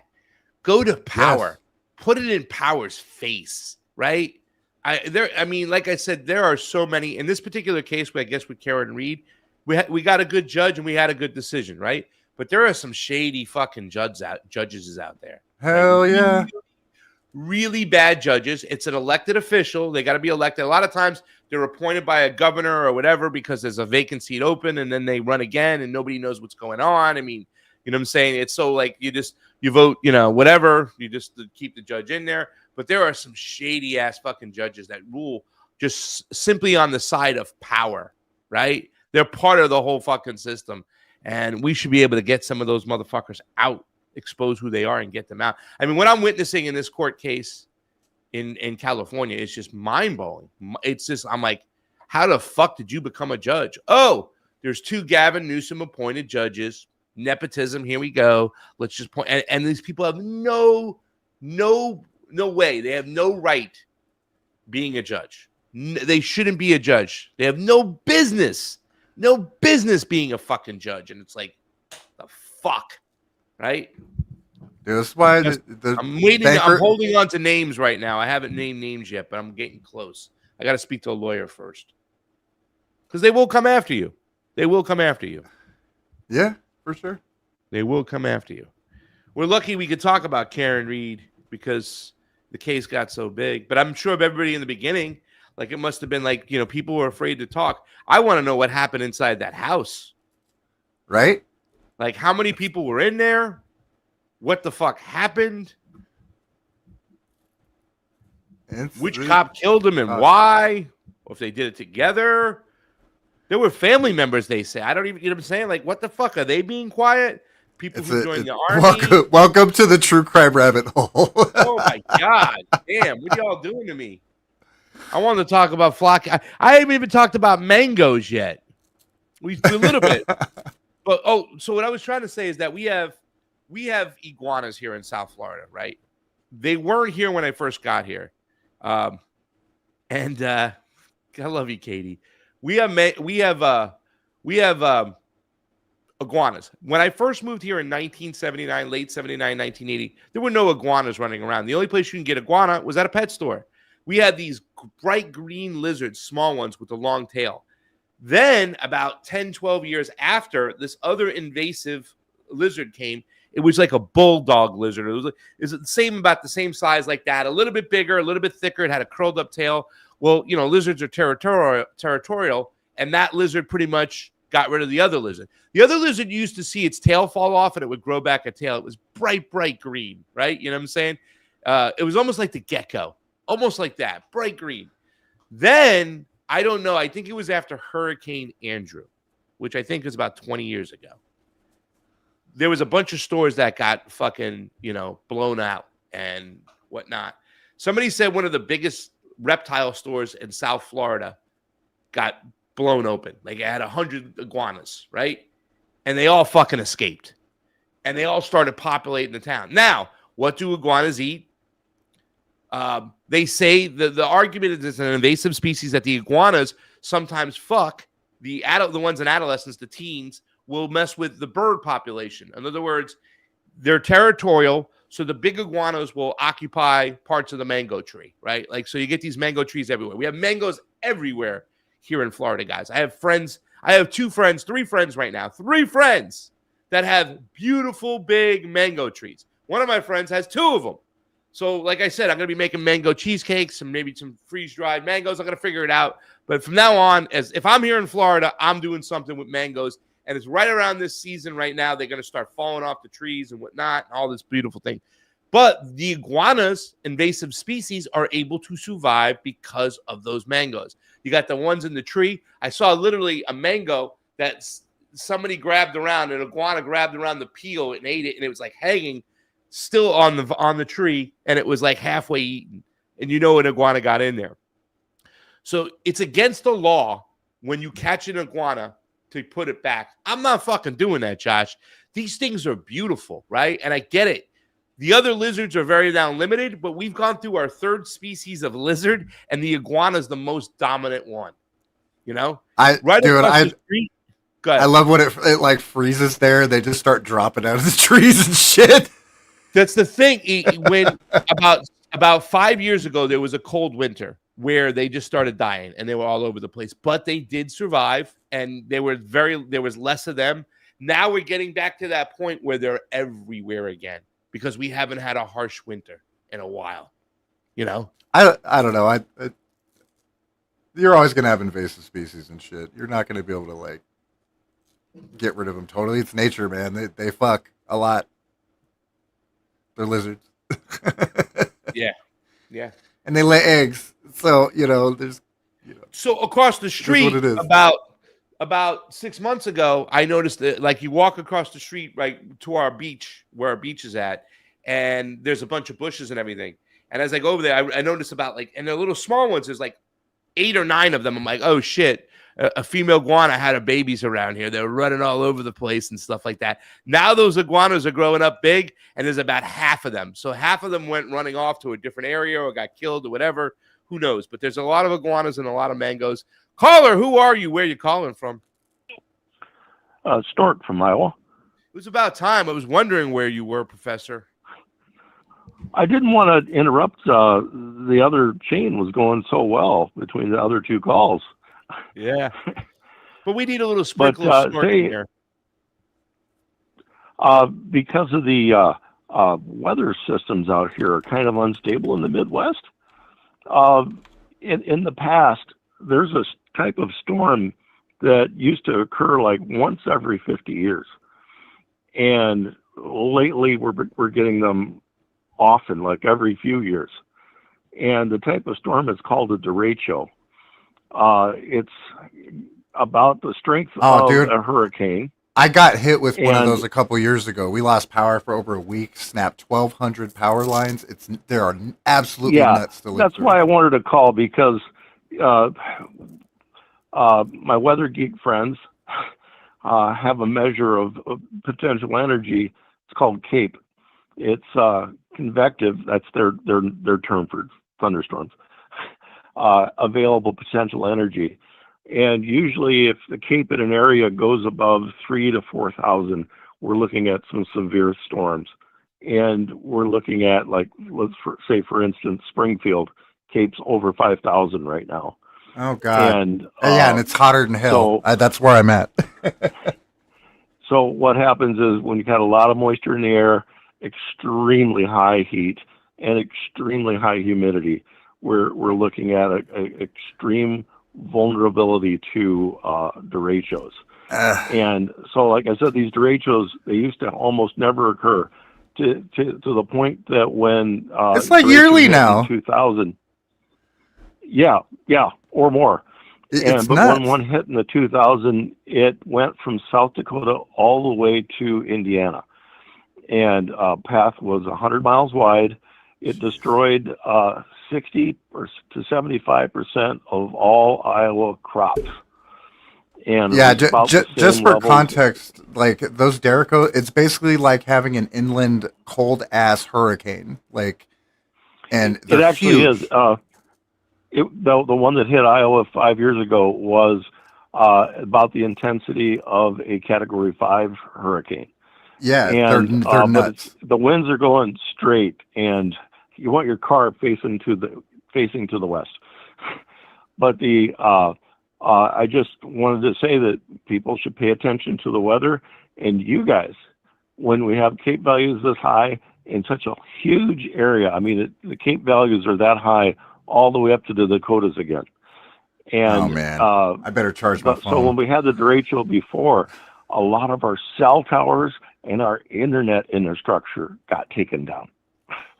So need to have, and so I had already been through another derecho somewhere else, and I was as soon as I saw that what the weather was then, I have cats, and I have kitty litter. Kitty litter comes in these 4-gallon jugs. And I filled up everything with every one of my kitty litter jugs that I'd saved up with water and put them in the bathrooms. Because after 2 days, our water towers ran out of water to flush toilets. And that's so not a bad idea. I've got some of those things. Fill them up. So we think about how much water do humans need. No, you need water for all kinds of things. And, this is not drinking quality water. You just need toilet water. Yeah, you just got to dump a little bit in there and it flushes itself. It's great. That's correct. And I just wanted to bring that up. Pay attention to your weather systems. There are weather sources out there that do not get covered in the regular news outlets, like your radio, TV ads. Don't tend to go over the different types of weather issues they have. But we have down here today, we have just a severe heat warning that they put up just to cover words. But for tomorrow, we're looking at what we're calling severely unstable air. And I just wanted to call in and make sure you guys had a little notice. And I like to say, get some crackers, get some peanut butter, get some bottled water or something like that. Tuna. Have that stored for But tuna, Snork. fantastic tuna. Dude, tuna kept me alive during my last power outage. So. Snork. I need you to stay with us though, real quick. Do you have a little extra time to stay with us? I want to play a little bit video real quick, and I want your opinion on it since we're talking about the weather. There's a lot of people with these earthquakes who are talking about HARP. And I'm one of those people, you know, when it came to Venezuela just recently, a lot of people, in fact, you know, Nick Cruz on for Hotspot talked out about Venezuela. And I thought, I think he jumped the gun on that one. We don't know what's what. Let's hold still. Now people are talking about these earthquakes and the possibility of HARP. But I think people should hold their jets until we figure out a little bit more. But here, take a look at this real quick. Listen, guys, you're watching or you're listening to, either way, Drive Time in the Morning. I'm Craig Pasta Jardula. I'm here with Sleepy J. We got Snork on the phone. We had a bunch of callers today. We were talking about Karen Reed and Officer John O'Keefe. We were talking about flock cameras. My boy Greg called. It's been a fun day. Guys, lock us in every Monday through Friday, 8 a.m. to 10 a.m. Eastern time. We have a different co-host every day of the week, Tuesday, Wednesday, Thursday, and Friday. Monday's our only open day where there's no co-host, but you guys have been the great co-host today. So hit a like, hit a subscribe, hit a share. This is Nico House, who will be here with us tomorrow talking about these earthquakes. And we've been told to treat these recent earthquakes that have happened as mere coincidences. But let's just pause and look at what quote-unquote coincidence actually looks like. Within a few hours, we watched twin earthquakes registering +7 on the Richter scale, slamming northern Venezuela. Then we watched another one hit just off the northeast coast of Japan. And then another earthquake hit Northern California right after. All in regions that just happened to sit at the center of major U.S. military and economic projects. And I don't believe in coincidences anymore. For your information, globally, the Earth averages 16 magnitude 7 or higher quakes per year, which is a little more than 1 per month. So do the math on this one for me, guys. Getting multiple 7+ magnitude earthquakes clustered into a single day or two in countries that hold military or economic significance to the United States specifically is, let's just call it statistically rare. A little bit too rare to be a mere coincidence. Now, is it impossible? No, technically not. But it's rare enough that your spider senses should be tingling. Let's start with Venezuela. So, both of the major quakes in Venezuela hit off the Caribbean coast near Maron, about 160 to 170 kilometers west of Caracas. This led to the collapsing of buildings in the capital and damaging precisely the coastal corridor that handles Venezuela's oil exports and access to the Caribbean. Now, as most of you all know, since the U.S. kidnapped Maduro, D.C. has turned Venezuela into a de facto oil client, with the U.S. buyers becoming the main outlet for Venezuelan crude and billions of dollars in OPEC oil and gold flows moving under U.S. influence. So you might not find it that surprising to know that when those earthquakes hit, the U.S. responded quick. They said that they're going to give $150 million in aid, and the majority of that money is going to be routed through the UN and big NGOs. Side note, several of those NGOs participated whenever Haiti had their major earthquake, and y'all saw how that turned out. Now, here's where it gets interesting. So, U.S. Southern Command said that they're surging ships, aircraft, and personnel into the Caribbean, including the USS Fort Lauderdale and other assets, officially for search and rescue and logistics. Now, on paper, seems pretty innocent. Humanitarian even. In practice, this is the goddamn United States of America in Venezuela. It means U.S. forces are now operating in and around the very infrastructure that underpins Venezuela's new oil relationship with D.C. and the Trump administration. It gives the U.S. a chance to lock in physical control of ports, airfields, and coastal logistics under a banner of helping Venezuela rebuild after a devastating earthquake that is a statistical improbability. So how about we layer in a piece of technology that almost nobody has heard of? The tectonic discharger. In 2010, a private inventor named Borelli M. Lazar filed a U.S. patent application for a machine designed to induce controlled earthquakes, albeit allegedly mini earthquakes. Yes, there is a machine out there that creates artificial tremors. Look it up yourself. US 201-002-71908A1. But interestingly enough, the patent was never granted because it was marked quote unquote abandoned in 2013.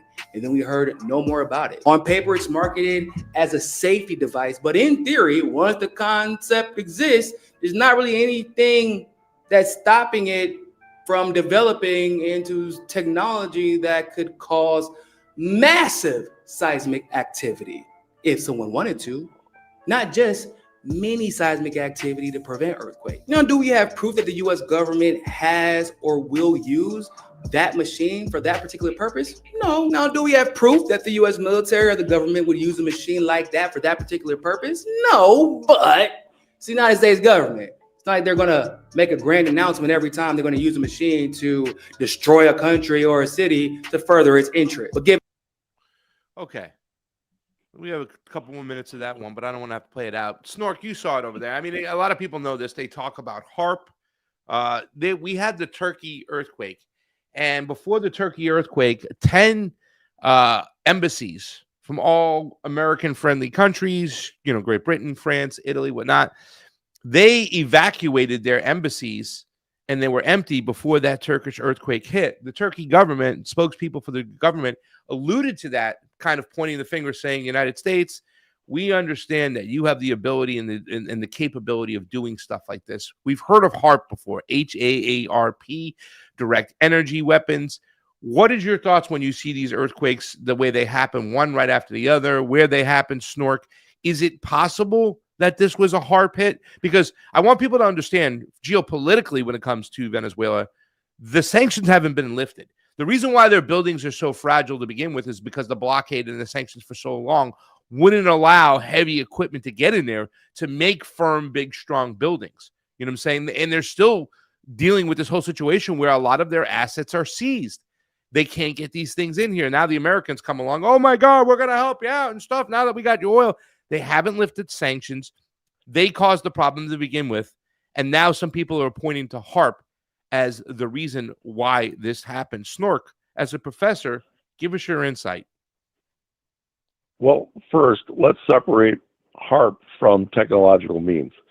So it's very, very possible that we may have a technological method to induce earthquakes. Not that I know of one, but it is conceivably possible. The earthquakes to do this would have been take an extreme amount of energy to pop out. And they would have needed to know where they want to put it. Well, in this case, if it was something that they wanted to induce, it could go. You can get a minor earthquake just by having a major mine collapse. So if you put some type of explosive in a mine, you could trigger off an earthquake. If that earthquake was near a fault line, you could have a fault line get worse. Now back to the HARP. Now, if a magician's on stage, think of the rabbit. You don't always talk about the rabbit as having any kind of things attached to him. The magician will hide their bag that the rabbit's in. They don't talk about the bag. So typically, if I'm seeing the government or anything to bring about HARP, I view HARP itself as a magician's rabbit, or the hidden power, or that. And I would say, if it's anything, it's a different technology than a technology that, while it puts out quite a bit of energy into the atmosphere to ionize the air, that is not the kind of oomph that you need to create an earthquake. So there, I would say, could be. There's another person on the internet that has a good theory, has been very good at predicting when the earthquakes are going to be occurring. And his name is Burns, B-U-R-N-S. Sorry, I forgot his YouTube site, but I've been following him, and he's been very accurate as what he says there's going to be a thing. I don't remember him bringing up the Venezuela, but the amount of energy we're talking about, one of the threats from the Soviet Union, this was a long time ago, we used to call it the Soviet Union instead of Russia, was we had something called the Tsar Bomba, and that was threatened that they would place that in the Marianas Trench and cause a major earthquake system to trigger around around there. So we have had government level discussions in the open about using earthquakes as weapons. So, it's not saying it's possible, but we're usually, when we're looking at that, so we need a major geological strength event. And surprisingly enough, magnetism is a major cause, but magnetism gets spread out quickly. So there's these solar flares that actually cause a large magnetic wave to kind of hit, and they seem to be a major part of it. Again, I currently have no knowledge of any public information that would be a weapon that could cause that without causing other symptoms. So if I release some type of weapon with that amount of force, I would expect an explosion, a big explosion. And we didn't really see that. So, and again, like I said, there could be all kinds of technology. Just because we didn't see it. We are just because we didn't see it What's doesn't that? mean it. Just because we didn't see it, Snorky, doesn't mean it didn't happen. But thank you for educating us on that. And listen, call back tomorrow. We're gonna have Nico on. Thanks for the heads up on the storm stuff today. Yeah. It's been a very informative show out there today. People are out there looking for storms and flock cameras, also paying attention to mangoes and iguanas. I want to send you some freeze-dried, some dried mango to Snork when I get the chance to as well. Snorky, thank you for calling in. We're going to end the show today because it's 10 o'clock, and we'll pick up tomorrow. Thanks for calling. Thanks for calling, Snorky. Look, as we All right, wrap up today's show, let me start the music first because I'm trying to test that problem. Hold on. All right, start talking. Got it. As we wrap up today's show, let's take a moment to reflect on the importance of diversity of thought and the peace we can cultivate with our neighbors. In a world that often feels divided, it's our differences that can actually bring us together. Every unique perspective, every story shared enriches our collective experience and fosters understanding. Remember, it's okay to disagree. It's how we handle those disagreements that truly matters. Let's embrace dialogue over debate, compassion over conflict. When we listen to one another, we open the door to meaningful relationships. By engaging in our diverse communities, we can find common ground and build bridges that promote peace. So I encourage you to reach out to someone with a different viewpoint. Share a meal, have a conversation, or simply listen. Let's create a ripple effect of kindness and understanding in our neighborhoods and beyond. Thank you again for tuning in today. Remember, together we can celebrate our diversity and pave the way for a more brighter, more peaceful future. So until next time, keep the dialogue flowing and that peace growing. For Craig Pasta Jardula, Sleepy J, and all the great callers today, thank you so much. Joanna, Katie, Greg, Snorky. Tomorrow, Nico House will be with us. Look, we're going to have a Truth Wire today, and we're going to do our first show out of the gate that we have in almost, I think, 5 or 6 years at this point. I don't even know. With monetization. So come join me, Fiorella, and Matt Weinglass today at 1 p.m. Eastern on the Truth Wire and have some fun there. But until then, until tomorrow, I love you all. Thank you for watching. Remember to like and share, and I'll see you then. Peace.